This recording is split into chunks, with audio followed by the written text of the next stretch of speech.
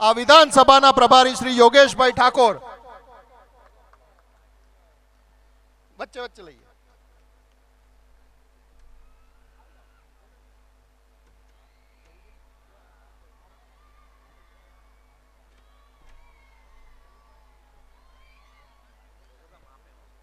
बोलो भारत माता के, बोलो भारत माता के, बोलो भारत माता के।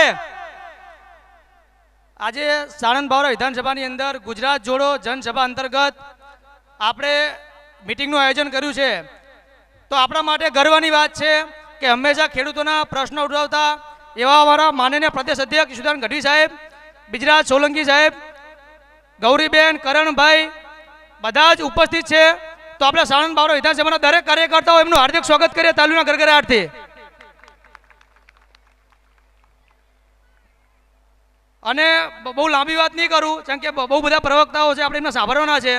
તો એક જ વસ્તુ કહીશ કે યુવાનોએ રાજનીતિમાં જોડાવવું જોઈએ. અને જો કોઈ પાર્ટી તમને મોકો આપતી હોય તો એક આમ આદમી પાર્ટી છે. એનું જીવતું જાગતું ઉદાહરણ હું પોતે છું. એક સામાન્ય પરિવારમાંથી આવતો દીકરો આજે આવડા મોટા સ્ટેજ ઉપરથી ભાષણ કરી શકું છું તે આમ આદમી પાર્ટીના પ્રતાપે છે.